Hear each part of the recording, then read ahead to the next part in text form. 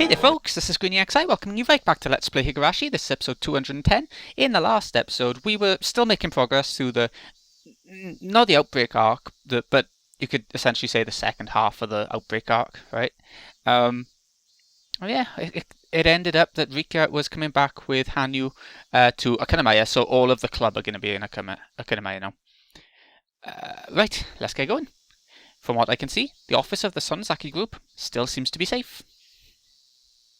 Mion and the others had travelled along the building's wall, stopping at one to point to pick up some opera glasses. We'll stick with the script to use them as binoculars. After a bit of surveillance, they had a good idea of what actions they could take near the walls, as well as the movements of the surrounding rioters. Figures they're behaving like the same as Hinamazawa's neighbourhood watch. Are they still in that building? And they are, aren't they? With Agul. Generally, they take up positions hiding behind the barricades, but every time they hear something, they shout and race toward it in a rampage. It's ridiculous that they think they're acting reasonably.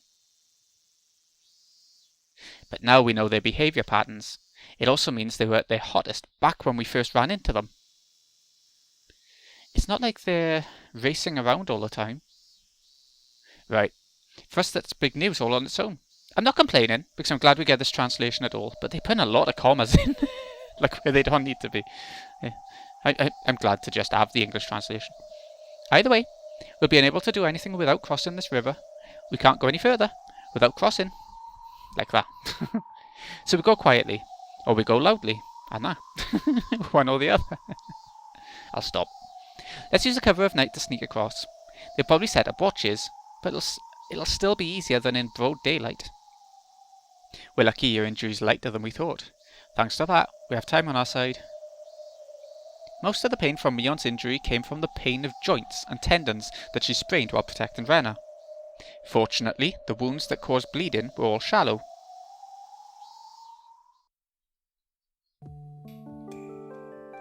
What are you going to do, Une-chan? You coming with us? You'll probably be a little lonely here waiting for help that may never come. Everyone else said the same thing before leaving and getting killed, didn't they? I can understand how you feel. It's not like I don't want to leave here because it's scary. Do you trust us? It's not that I don't. It's a nice track as well. The more I watch you all in action, the less it feels dangerous to stay with you. Every one of our club members is strong individually, but together we're invincible. Took him a while to figure that out to get out of the whole loop, didn't it? If you're willing to trust us, then we'll definitely protect you. Though that assumes some guarantee that the Sonzaki group's office is safer than it is here. Oh, they're going to the office. Oh, I misread that every time. I thought they were going to the Sonzaki house for some bloody reason. That's not an issue. Why would they be going for the house? Oh, never mind. They keep all kinds of emergency reserves in there, so they can hole up if anything bad happens. Your family is seriously good at preparing for things.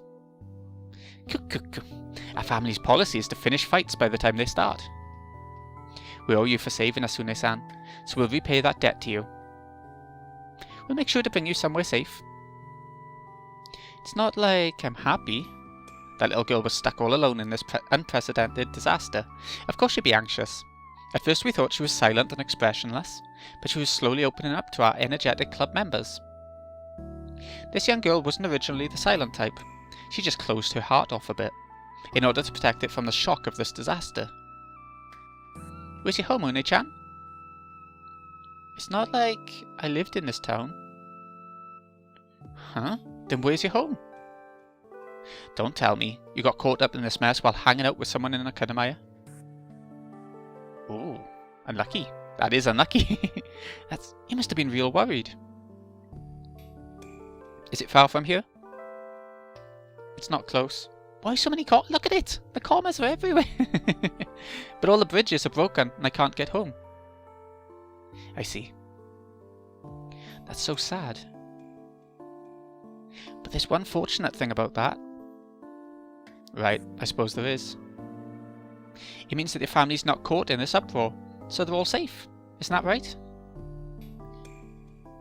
That's right. That was the one saving grace for her. She knew for certain that her family and her home were safe. The government had destroyed all the tunnels and bridges leading into Shishibone City, so it was physically cut off. That basically meant they were admitting that it would at least take time to determine a solution for this problem. On the other hand though, since they went that far, they were also able to keep the damage from spreading beyond the city. Those living in the city were probably depressed or enraged, believing that the government had abandoned them. But in terms of the big picture, that was the right call. Thanks to that decision, Une's home was safe. She still had hope. That was how she was able to keep going this long, even amidst crushing despair. Once we understood what she was going through, we all looked down for a moment, and then clenched our fists with a growing sense of purpose. If you hadn't rescued us, who knows what would have happened to us? It's very likely that some of us would have died. The debt we owe you for saving our lives can't be called a cheap one. Yeah, that's right, Une-chan. As club members, we'll do everything within our power to ensure you make it home. Thank you. Thank you for that. Operation Crossing will commence tomorrow morning at 4 AM. We'll use the cover of night to cross the main street in one go and reach the office. I'll be taking the lead, scouting ahead to prepare for the worst. I don't want to think about it, but we can't deny the possibility that everyone in the office has gone crazy too. While Mion warned us about that, she seemed confident it wasn't the case. She was probably able to confirm they've retained their sanity when she was observing the office with the opera glasses. We all went to bed early so we'd be in top condition. Sadako set a trap to detect intruders, but it was hard to sleep while fearing the sound of that empty can.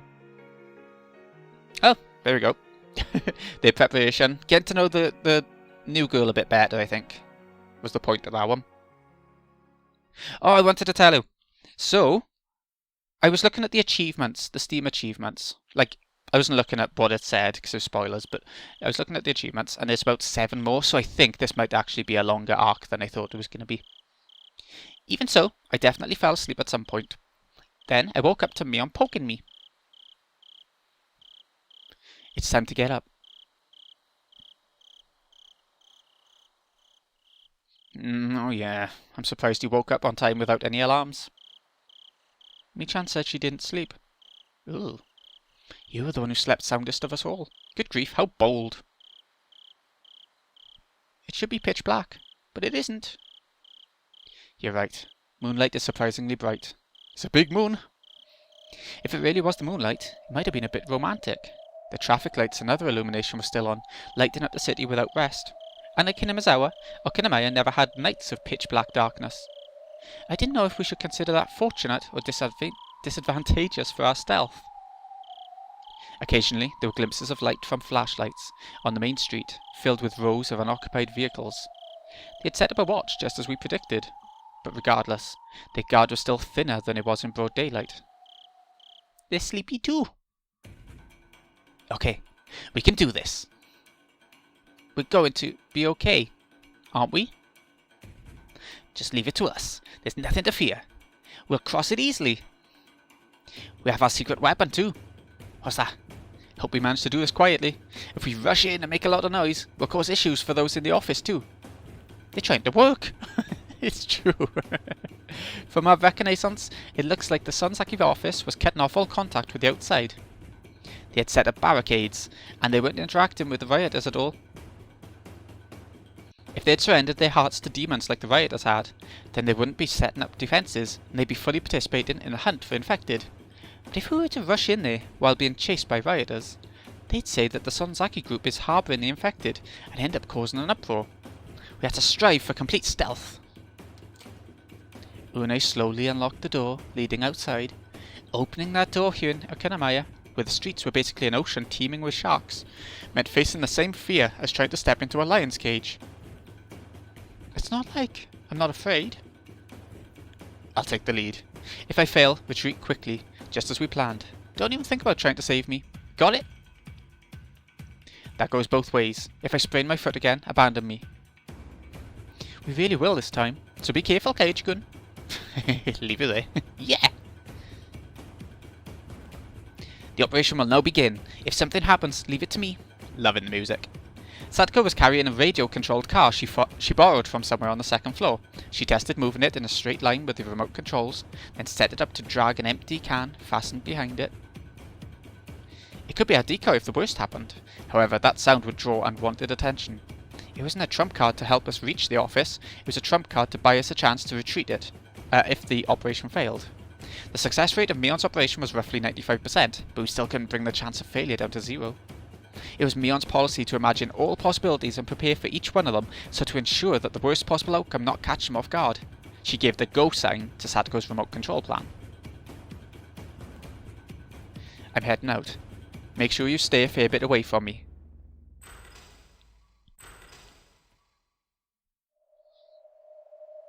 Boom. Shot in one. We carefully opened the door, and once we were certain enough that everything was quiet around us, Mion slipped outside. Unlike Hinamizawa, everything in Akinamaya was covered in concrete, so even the faintest sounds echoed. If you stepped on a small rock on the asphalt, you could hear it from far away, or rather far away. Well, it might be better going barefoot. Mion took off her shoes. No matter how carefully we walked, the hard rubber soles couldn't silence the sound of pebbles scraping asphalt. Even with socks on, it would hurt a city kid to walk on the surface barefoot. But for us Hinamizawa kids who always chased each other around, climbing trees barefoot, walking on asphalt with no shoes was nothing. It's time to see whether or not Kaiichi-san, a former city kid, can tolerate going barefoot. I've trained myself up a lot by now. Don't take me lightly. One-chan, you okay going barefoot? It hurts. I'm sorry.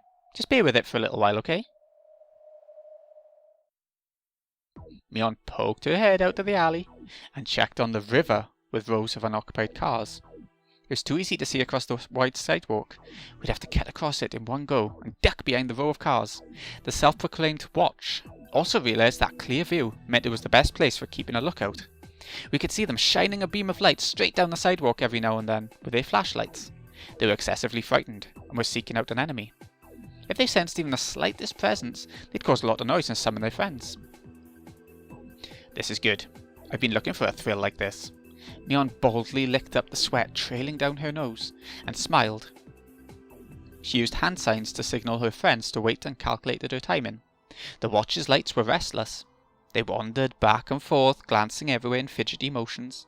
Their fear left them needing to light up every shadow. So that anxiety created plenty of openings. Now. Charge. Quick and nimble like a cat, Mion dashed across the sidewalk and ducked into the row of cars. It went so quickly and easily that all her prior tension seemed misplaced. Kaiichi and the others heaved a heavy sigh of relief as they watched from the shadows.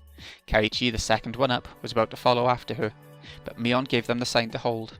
It looked like she wanted to carefully cross the river of cars and check out the sidewalk on the opposite bank. Shoot, that's bad. When she had scouted it from the roof right before commencing the operation, there wasn't anyone over there. But at some point, 3 men from the watch had taken up posts on the opposite shore.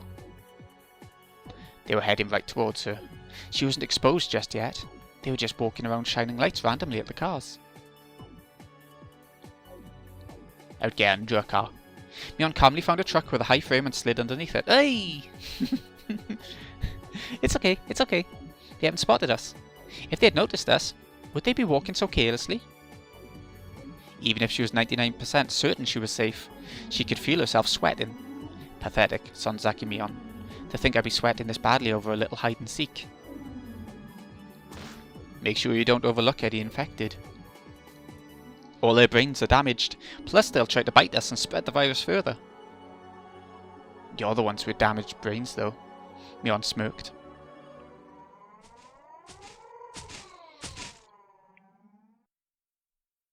Still, once their feet stopped in front of the truck she hid under, her smile froze. Did they find her? We're done for. Calm down. They're not acting like they have. They're getting in.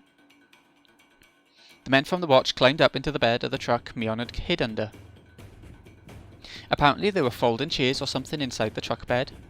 The men then sat down on them, which meant the men had taken position directly above Mion. She was practically a bug pinned in place. Hey, Seriously? Sweat dripped from Mion's forehead. Keiichi and the others understood the situation just as well. Mion couldn't move at all. There was no guaranteeing they wouldn't hear anything when she crawled out from under the truck. Not only that, but Mion couldn't see what was going on above her at all. Even if she were able to slip out without making a sound, there was no guarantee they wouldn't happen to look around and catch sight of her. Mion couldn't move from there until they left that post. It's not like I know what to do. Is it finally time for our secret weapon? Finally, we just started. Only as a last resort. We could save Mion, but that would cause way too much noise. Still, get it ready. Sadako nodded, set her remote-controlled car on the sidewalk, and fastened the empty can to it. Once we let it loose, it was sure to draw their attention. Either way, the operation's failed. We need to create an opening for Mion to make her escape. It'd be better to try again later.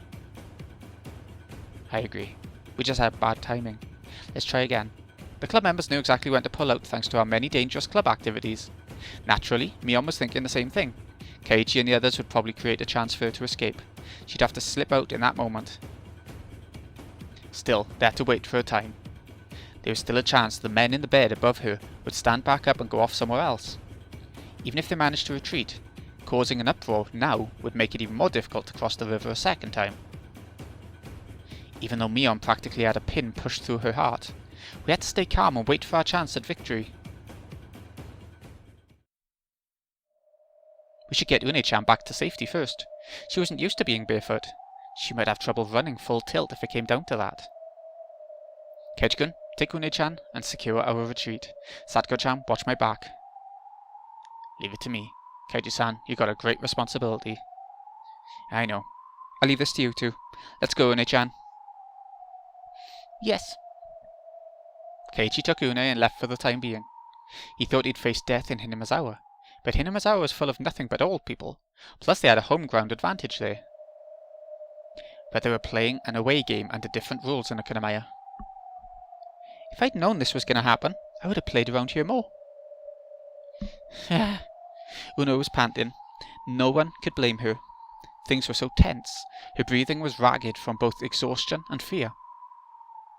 Let's rest a moment and catch our breath. Thank you. While Une calmed her breathing, Keiichi sharpened his senses and searched for anyone nearby.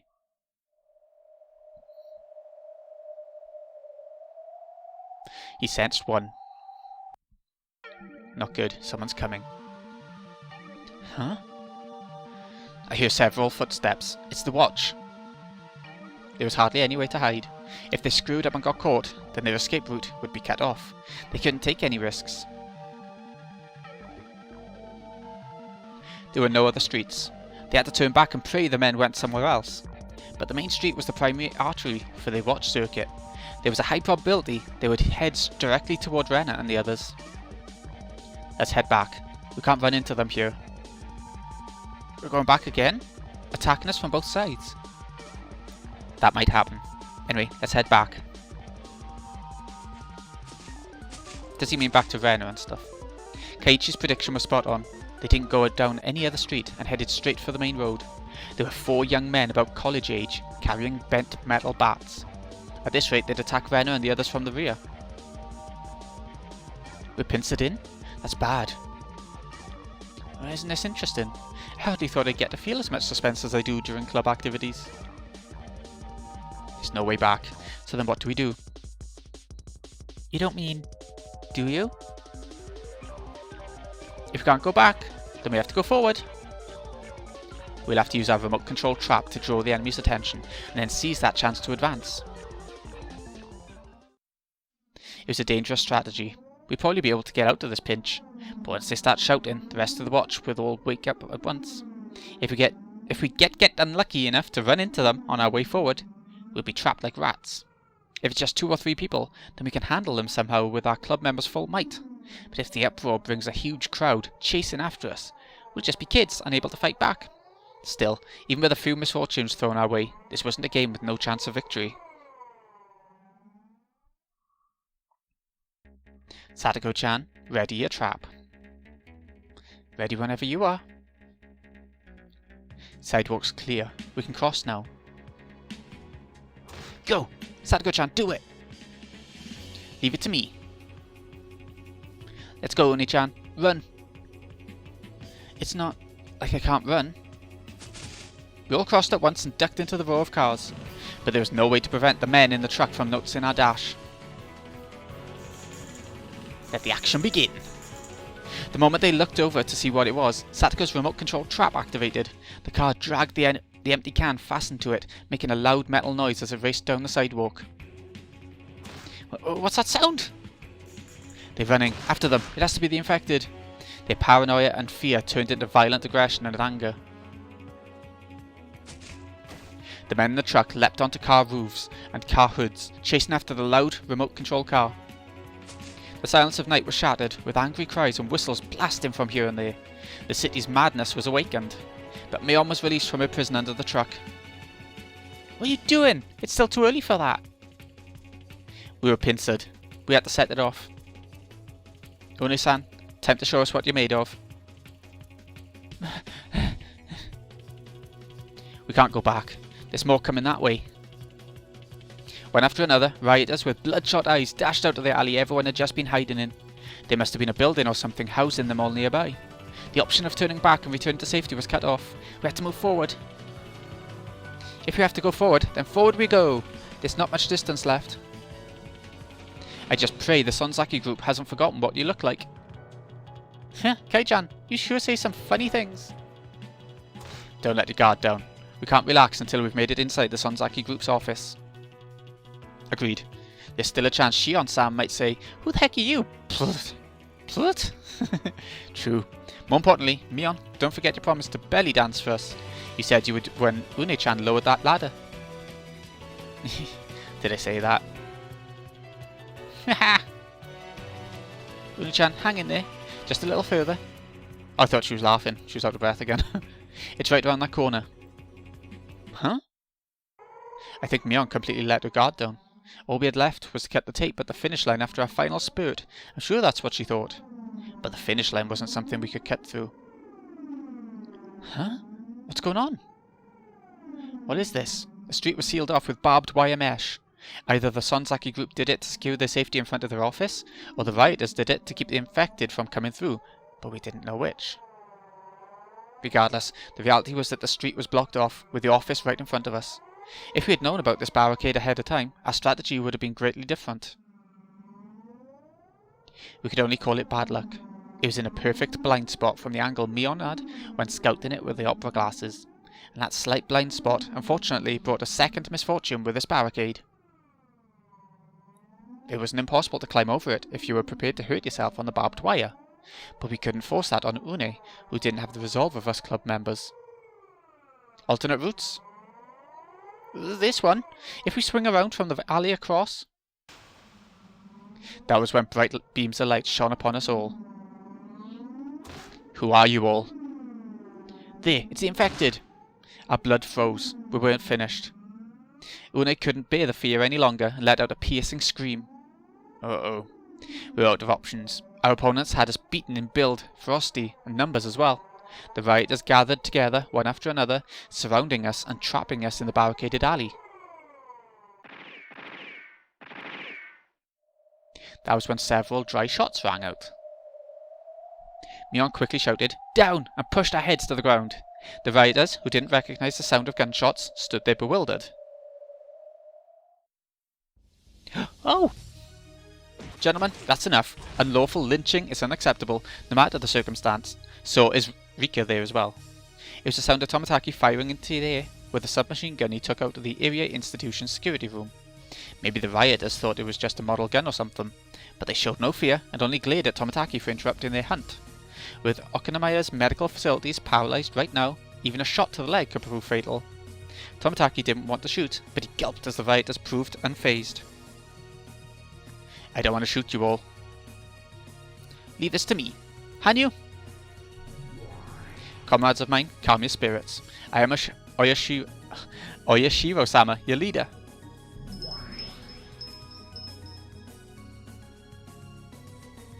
Hanyu's stern words rang out solely for inhuman years. The rioters stopped and stood still, their mouths wide open. Eventually they sat down directly on the ground and waited absent-mindedly. Even if Takano had modified them to be more ferocious, they were still Hanyu's brethren. They couldn't escape the power of her words. The eyes of Mion and the others went wide with shock, but they realised this was their narrow chance to get out alive. Everyone, go now. What's this? What's going on? It's Oyashiro power, Nipa? Thank you for rescuing us, Rika-chan, Tomitaki-san. We heard the commotion. We made the right choice rushing over. What were you all doing out here? The office of the Sonzaki group is just beyond here. We weren't aware of the barricade and got cornered like rats. Shion! Pathetic. You cut it that close with my sis on your side? Shion! Shion, Kasai, and a few other men in black outfits approached from behind the barricade. Every one of them carried a gun, but none of them had the ferocious expressions of the rioters. Seems the Sonzaki group had retained their sanity and focused on holding up inside. Please give us a break, will you? We don't want to get involved with those crazies. We're sorry for causing such a stir. If you're safe, Shion-san, then we have nothing to fear anymore. That's right. I'm more reliable than 10 of my sister, all by myself. Kasai, open it for them. Come in, everyone. Kasai unlocked the padlock on the chain securing the barricade's doors shut. We got some safety. Still, what on earth is going on? What happened to them? What on earth? You don't need to worry about them. If you leave them alone, they'll eventually wander off. Now, why don't we just appreciate this chance granted to us through Oyashiro-sama's miracles? Come on, Uni-chan, you're safe now. There's nothing to worry about now that we have Shion-san with us too. That's right. Sadako understands at least. By the way, who's this girl? Hello, there. She's Uni-chan. She saved our lives. What's the matter, Hanyu? There's something about her. You are... We all slipped through the barricade and were welcomed into the Sonzaki group's office. Yet that sight was being observed from far away through binoculars. Who's watching them? Aha! Hee. I found you. That's the girl. Whoa, where'd you go? Where'd you go? Ooh. Okay, so they found safety, but now they're all in one place, and the big baddie knows where they are, right? Okay, so we'll end it off here. This has been Greeny XI. Hope you've enjoyed. Thank you so much for watching. I'll see you again in a bit when we get going. They're now all together, so we haven't got split scenarios or anything, so probably a good thing. Thanks again for watching, folks. See you again in a bit.